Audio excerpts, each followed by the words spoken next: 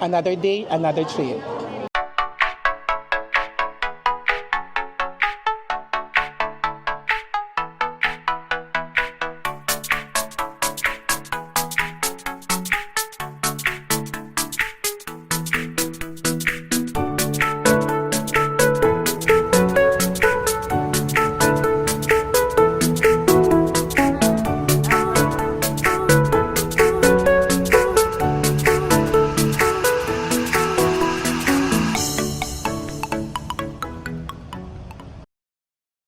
Ayan, good. Welcome back ulit guys. I'm with Ma'am Ravi and Jassy. Oh my God. So it's another day. It's another trip. Since it's a long weekend, so we will take this opportunity para makapag-unwind. So we are now here at the NAIA Terminal 3 guys, and we are now waiting for our flight because this video is pupunta tayo ng Brunei. This will be our first time to visit Brunei, and this will be my 16th country so far. And we are a group of 7 for this trip, and most of my colleagues are from my previous Batanes trip. They are Jassy, Arabia, Jassy. So our flight for Brunei will be at 8 p.m.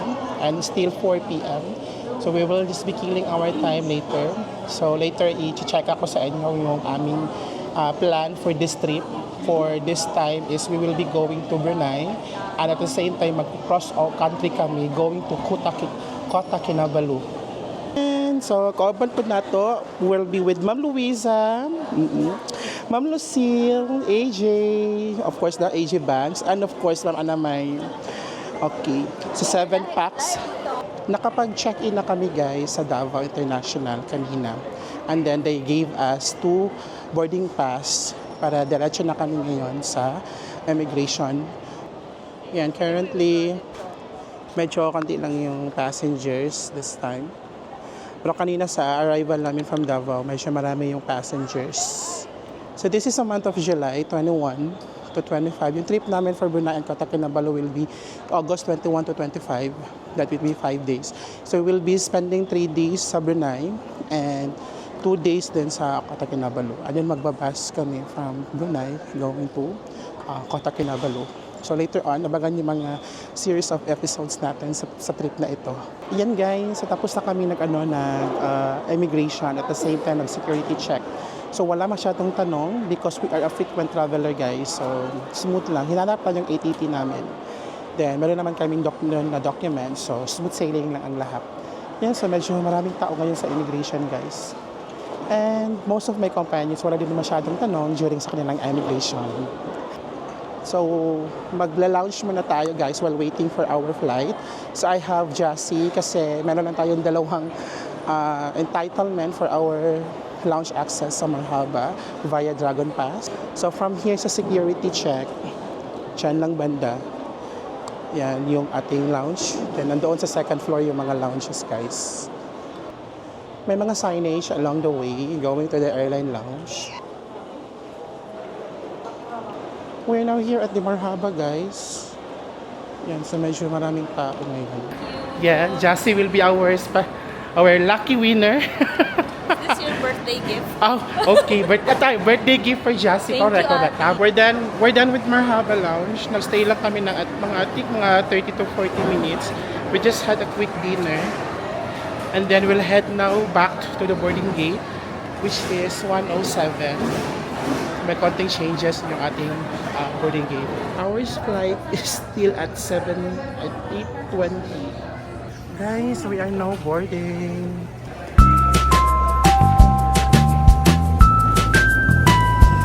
Not just landed Brunei, guys. So the flight time was just only an hour and 50 or 40 minutes. And we have touched down Brunei very soon. Okay, so gwapa kayong airport ay. In fairness ang ganda ng airport dito sa Brunei guys.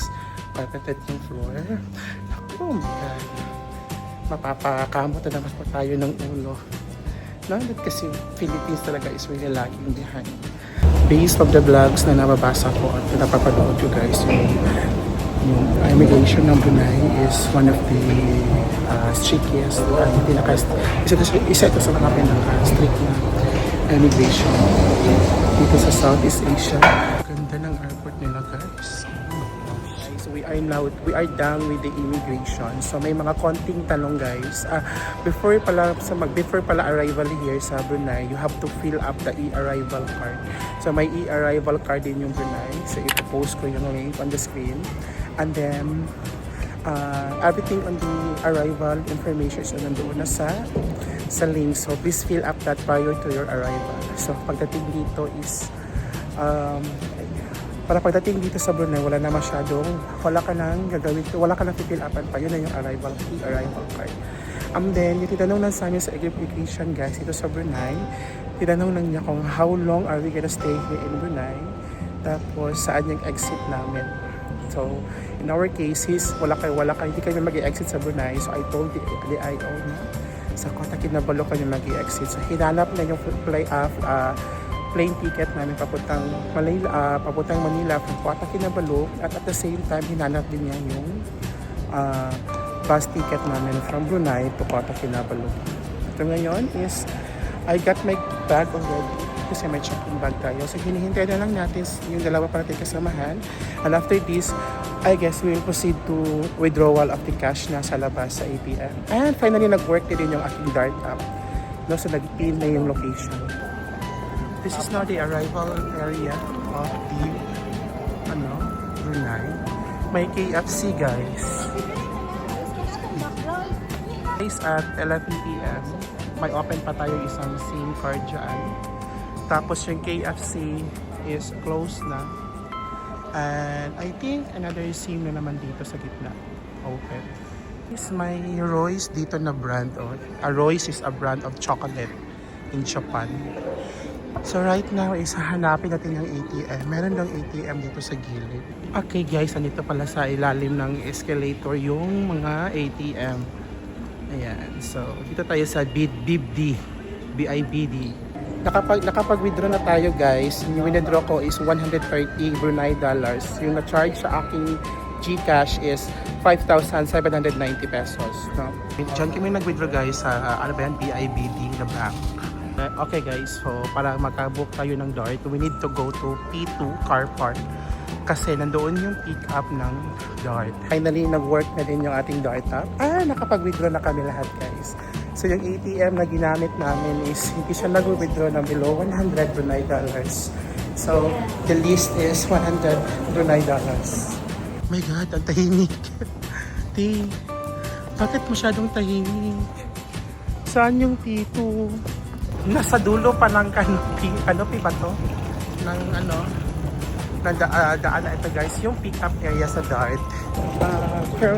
As per experience, okay lang naman gamitin yung Dart. Very straightforward. Ayun na, parang yun na yata yung ating car.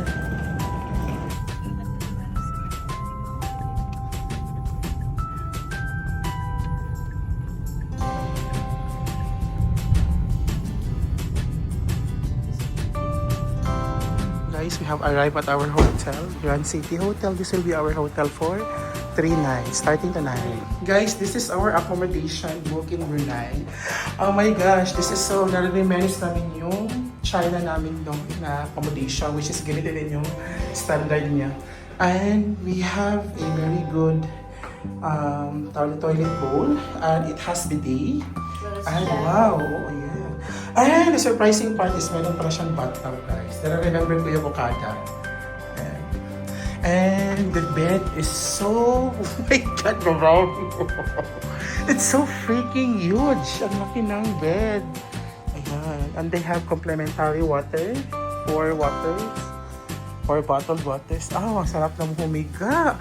This is so very perfect for a very long and tiring trip. Rise and shine! It's officially our first day here in Brunei, and we are now fixing. It's already 9 a.m. guys. So, for today's activity, I will be getting out from the hotel muna kasi magbe-breakfast muna kami. And after that is our agenda for today's trip is maglilibot-libot tayo sa city proper ng Brunei. And for the record, chassis. Pack, outfit check, okay. Ma'am Ravi, oh my gosh. Shein ambassador. Yes, this is our fit for today's video. Tuyok, tuyok, tuyok. Yeah, thank you Shein for all Tuyok, of my tuyok, outfit. tuyok, tuyok. Guys, ito yung lobby ng aming hotel. Very pretty. Nasa ko ah.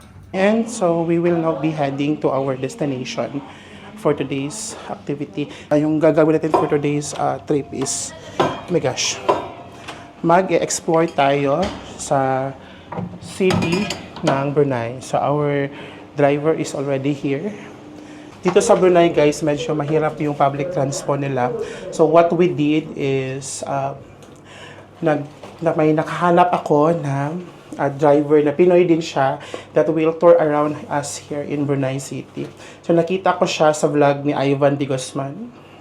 Recommended kasi siya ni Ivan. So therefore, kinuha na natin siya. No, sa palalas, sasal na din at saka mapuntahan natin ang dapat puntahan. Ito yung lobby nila guys. Meron silang palang claw machine here ng mga laruan. And may ano pa sila, massage chair. One good thing spot sa aming hotel guys is along this, within the area of our hotel is maraming mga establishment. No, na may mga kainan, may mga convenience stores. Ito yung place namin na nakuha. Maraming mga stores outside the hotel. Tapos meron pa siyang guys, ATM. Pwede ka mag-withdraw dyan. Ito lang yung nakita namin na isa sa mga open na store. Malapit sa aming hotel. Sa restaurant Piring Emas. AG Banks, our minimalist. Nakaselfie, Ma'am, sorry. And Ma'am Lucille. Ayan. So every Friday, close yung mga establishment at 10 to 12. At 12 to 2 p.m. Then most of the stores nag-open sa ng 10 a.m. dito guys. So, magbe-breakfast muna kami. Yung menu nila dito guys is priced according to Brunei dollars. Ayan. So yung mga meal will range to $5 to 10 Brunei dollars. Okay, I ordered a nasi goreng. Nasi goreng. Rice siya sa loob. This is a nasi goreng. Guys, malalaki yung serving nila. Tsaka, oh my gosh, the best ito na coffee ha. This is $1. Then every meal nila, meron silang sinaserve na soup. Guys, ito pala yung facade ng aming hotel, Grand City. You can check this in Agoda. Doon sila. So yung isang room na nakuha namin is good for 4 siya. So nandito na yung ating guys, sasakyan. So kuha ko siya for around 250 Brunei dollars. That is for a one-day trip na here in Brunei. Tsaka ililibot na tayo sa some of the famous destination here in Brunei. Ayan na si Kuya. Ayan. Hi, Kuya! Siguro ba mag-drive pag kayo na right? Paano ka naka-adjust, no? Right dito. Dito sa Brunei, guys, is nasa right side yung yung tawag nito, driver seat. Si Kuya, yung nakuha natin na guide. Where's our first stop? Kuya? Empire Hotel. Ha? Empire Hotel. Empire Hotel. Ito yung isa, di ba ito yung isa sa mga expensive hotel here? Yeah. Imperial Hotel yung first natin na stop. Walang entrance doon, di ba? Kaya, ito yung isa sa mga pinaka mahal nila na hotel here sa Brunei. We're now here at the Empire Hotel, guys. Yan. So this will be our first stop. So we will be spending here until 12 noon. So papasok tayo. Mayroon sila dito napakamagandang infinity pool tsaka resort inside the inside the hotel. Wow. Tama ang sinasabi nila, this is the most expensive hotel. Oh, thank you. Good morning.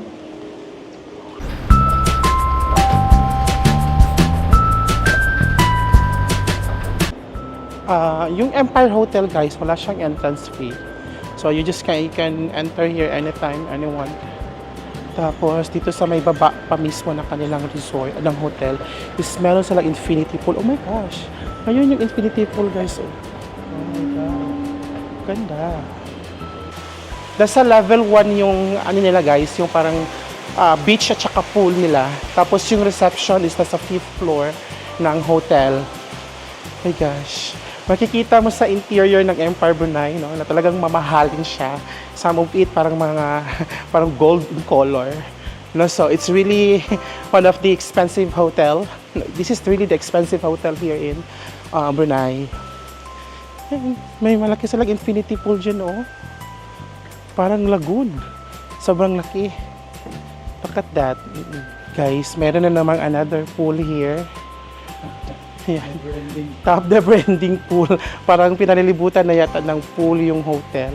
Tapos doon sa harap, nandun na yung dagat nila, guys. Napaka-massive ng pool. Oh my God. Very massive talaga siya. Ang napaka-massive. Dito banda, guys, yung kanilang main, yung beach nila. Tapos meron pa doong parang somewhere, papunta tayo doon. So yung beach is hindi gano'ng kaganda, unlike sa Maldives or some of the beaches that we had, that we've been to. For the entirety of the Empire Hotel is really refreshing. Talagang makakapamuni-muni ka talaga sa lugar dito. Brunei is, for me, I will really consider this as a country for retreat and contemplation. Isolation. An isolation. Isolate yourself from the stressful co-workers, stressful workplace. So this country is the best for you. Nalibot na natin mostly of the entirety of the hotel, guys. So right now it's already 12 noon, so we will be heading back first to the hotel kasi close yung mga establishment from 12 to 2 p.m. every Friday kasi parang prayer day, prayer time nila yon. So we'll resume our trip or our exploration here sa Brunei around 2 p.m. Ayan, guys, so nakakuha tayo ng room rate nila. So yung pinaka-mura nila, guys, is nasa 300 Brunei dollars. That is nasa mga around 12,000 pesos. Tapos yung ocean room is 355. Ayan. Wala silang day tour, unfortunately. 2 hours later. Ayan. So it's already 2 p.m. guys. So we're back again and we will continue our tour around the city center of Brunei. Currently, hinihintay pa namin si Kuya. Yung ating van. The same van para yung nakuha natin kanina. So ngayon yung bibisitahin natin is, I think bibisitahin natin yung mosque dito na isa sa mga sikat na mosque dito sa Brunei. Tsaka sa Camp Ayer. Parang may water village tour daw. And we'll see kung ano pa yung mga mapupuntahan natin. At of course, pupunta tayo ng night market. At magkakasunod-sunod na DIY. Gani. Here at the another mosque or mosque, I don't know what's the name. Tatanungin ko pa muna, no. So yung isa sa mga dalawa yung major mosque na nandito sa guys, sa Brunei, isa ito, tsaka yung the other ones is pupuntahan pa natin mamaya. So it's a fun fact here in Brunei. Dito sa Brunei, guys, most of the buildings is hindi siya parang may regulation dito sa Brunei, guys, na yung mga buildings nila is dapat hindi siya mas mataas sa kanilang mosque, no? So I'm not sure if this is the mosque na babasehan nila o yung isa na mosque na parang may lake. No, so that is why here in the Brunei, as we have observed along the while traversing the road, is wala kami nakikita so far na buildings na more than 6th floor ang taas. The name of the guys, the name of the mosque is Jamir Asar. So this is one of the mosques here in the Brunei.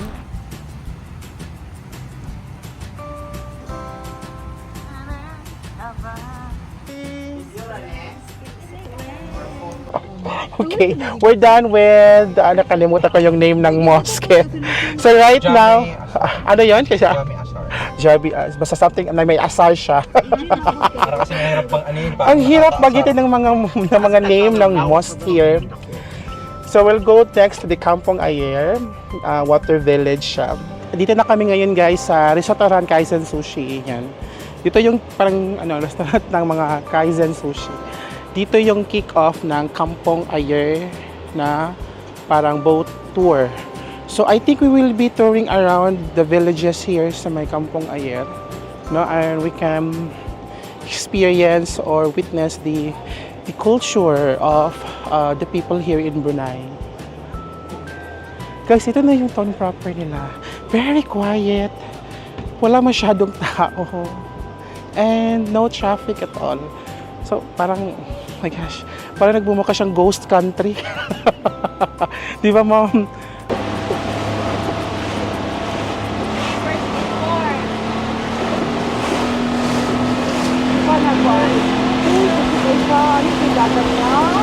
Delikado to sa pisik ani ay. Relax, relax. Sa Kampong Ayer!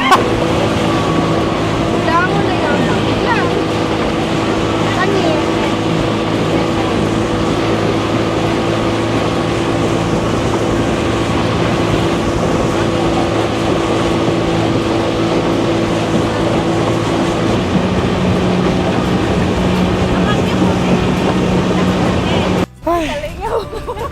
My God, we're back.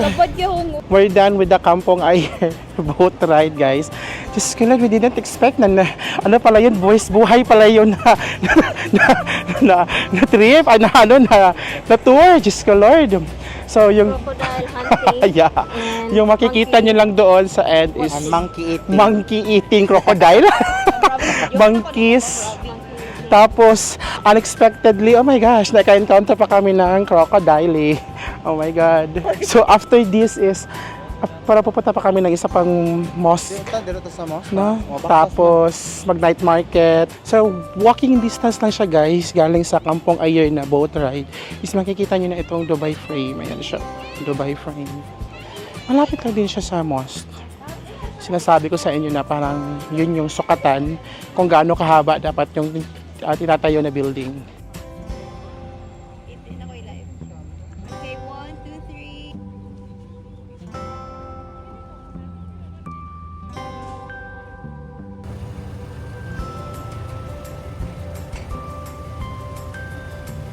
Tapos iyan yung frame. Adjacent lang sa frame, guys, is ito na namang another spot ng Brunei, which is the Masjid Omar Ali Saifuddin. This is a mosque. Yan, ito yung isa sa mga major nila, yung sikat na mosque here sa Brunei. Actually, dyan banda, guys, may parang water dyan.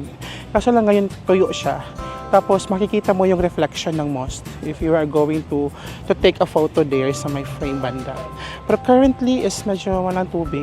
So right here siguro, guys, after here is pupunta tayo ng mall sa may Gadong at sa Gadong Night Market para of course mag-shopping. Yeah. So ngayon is pwedeng pumasok dito sa loob ng mosque. Open siya. Currently it's 4:30 PM. No? So by 4:30 to 5:30 pwedeng pumasok dito sa mosque. And to enter the mosque, parang iiwan yata yung guys, yung shoes. Tapos parang may susuotin ka na, yun, hijab o hijab. I don't know, something like that. No, yung parang suot ng mga Muslim.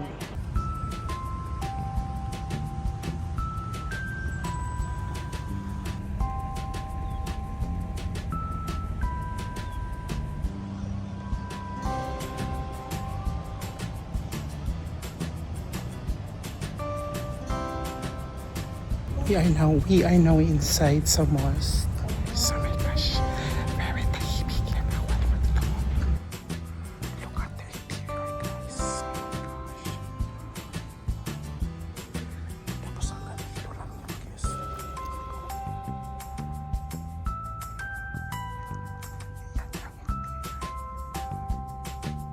Dito na kami sa Palacio, guys, kung saan nakatira yung King of Brunei.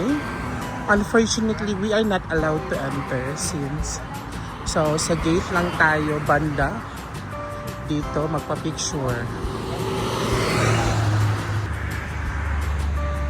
Ito na yung gate ng Palasyo ng King here in Brunei.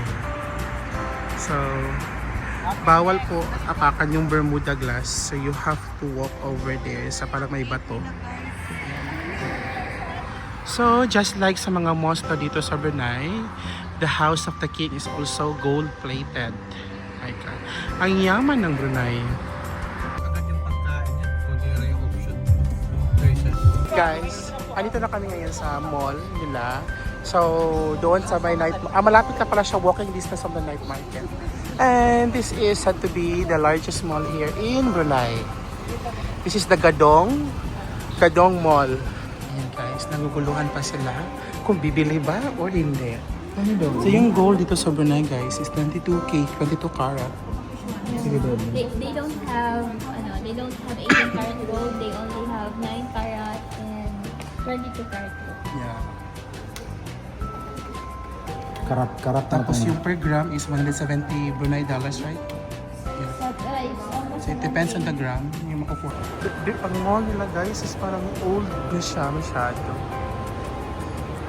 Walking distance from the Gadong Mall is their night market. So dito guys, mas mura yung food. Tsaka we will be tasting some of the hopefully local delicacies from Brunei because the cuisine in Brunei is a mix of India, Singapore, Malaysia, Indonesia. So mix din yung mga cuisine nila. Refreshment. Ito yung parang set meal nila is sa $2. Brunei. Kita naman sa kabila may mga fried foods also. Ay, nasi katok. Ito yung nasi katok na parang fried chicken. So many refreshments and food.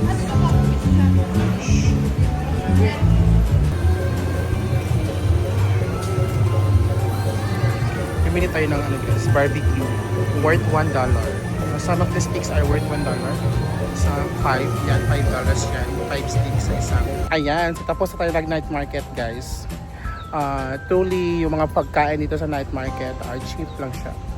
Nasa mga, most of the foods are worth $1, which is 44 pesos. Then, may mga $2 din, $3, so yeah.